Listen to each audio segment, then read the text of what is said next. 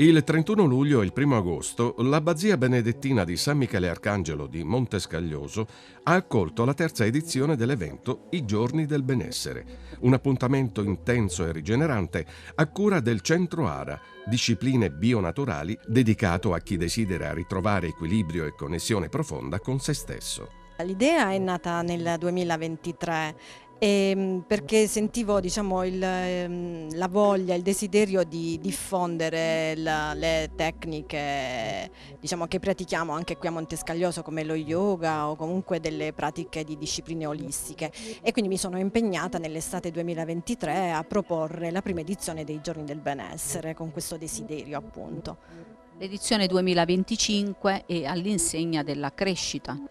Sì, infatti che quest'anno sono stata più forte nell'organizzazione e quindi ho ampliato anche con gli operatori olistici che si trovano appunto nel corridoio dell'Abbazia San Michele Arcangelo per proporre le pratiche dal Reiki alla riflessologia plantare, allo Shiatsu, alle campane tibetane, quindi ci sono varie possibilità per poter sperimentare le tecniche e appunto conoscerle, perché sempre l'obiettivo è quello di mettere a conoscenza, di dare la possibilità di conoscere e iniziare a praticare queste tecniche, non da meno le pratiche dello yoga, dall'hatha yoga al kundalini yoga, alla danzaterapia e al cerchio delle donne e degli uomini.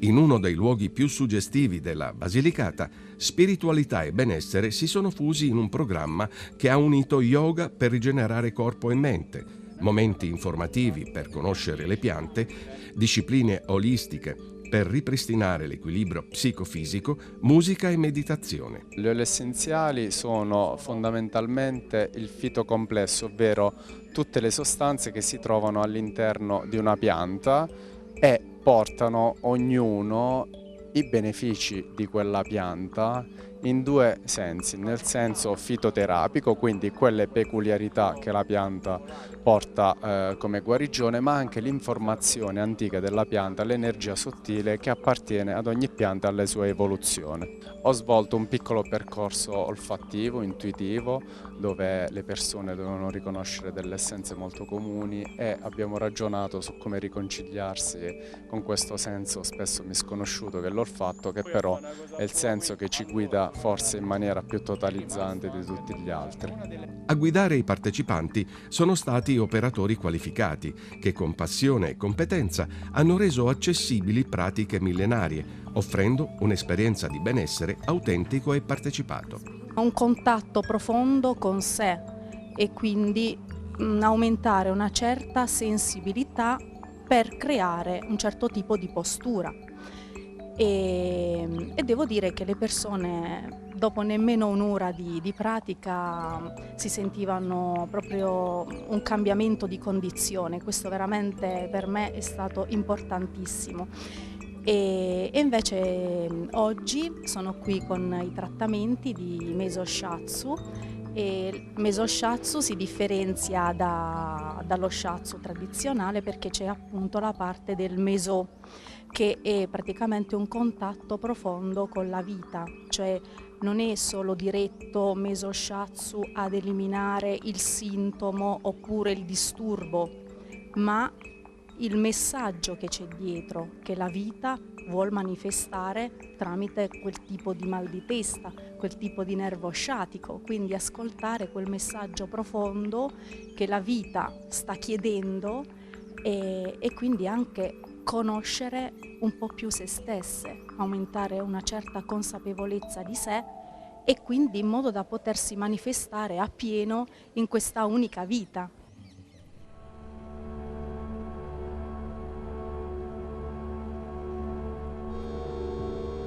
Non solo attività corporee, ma anche spazi di ascolto, condivisione e silenzio, in cui riscoprire l'importanza della presenza, della lentezza e della cura di sé.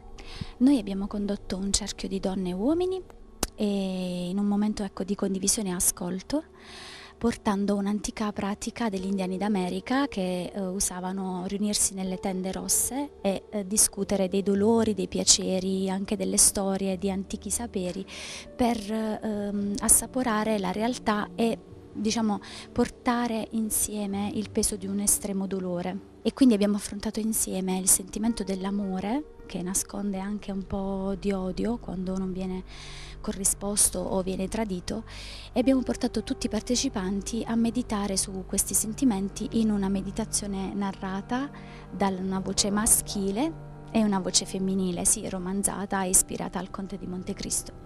L'iniziativa ha raccolto un pubblico eterogeneo, attirando appassionati del benessere e semplici curiosi, tutti accomunati dalla voglia di vivere un'esperienza trasformativa. Le campane tibetane, come ho fatto vedere mettendo dell'acqua in una delle campane, creano delle vibrazioni. Infatti l'acqua si forma come una fontanella, crea dei guizzi, e questo è quello che va a fare nel nostro corpo, che come sappiamo è composto dal 80-90% di acqua quando siamo giovani. Per cui loro vanno ad armonizzare, le frequenze vanno ad armonizzare l'acqua del nostro corpo. Infatti anche l'ultimo trattamento che abbiamo fatto, la ragazza che non l'aveva mai fatto ha detto proprio: mi sono sentita riequilibrata dalla testa ai piedi. Quindi questo è l'effetto, fanno tutto loro. Noi sappiamo che il mondo è fatto di frequenze e anche la nostra acqua si muove in base alle frequenze. Il Reiki è una tecnica antica giapponese che utilizza l'energia vitale dell'universo e serve per portare benessere fisico, mentale, psichico e spirituale. Come si esercita? Si esercita mettendola in determinati punti, le mani che corrispondono a questi punti a dei chakra, si allineano le mani su questi punti e serve appunto per trasmettere questa energia vitale a questi punti in cui viene riequilibrato tutto il sistema psicofisico.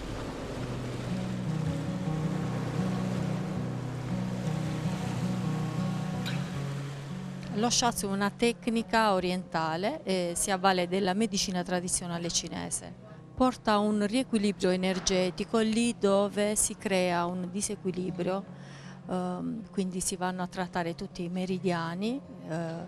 I meridiani scorrono su tutto il corpo, ci sono 12 meridiani energetici, quindi c'è comunque un lavoro completo sul corpo.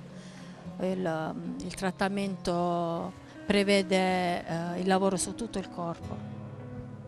I giorni del benessere hanno dimostrato come anche in contesti locali si possono creare occasioni di crescita personale e comunitaria, valorizzando la bellezza dei luoghi e l'energia delle relazioni umane. La riflessologia plantare è un metodo molto semplice dove andiamo a stimolare attraverso il piede parti del corpo e attraverso il massaggio appunto si ha un beneficio sia sul piano fisico che mentale e anche emozionale. È rilassante, è indolore, è piacevole e stimola le parti del corpo ad autocurarsi, rigenerarsi in qualche modo. Che messaggio vuoi trasmettere a chi si avvicina per la prima volta a questo mondo?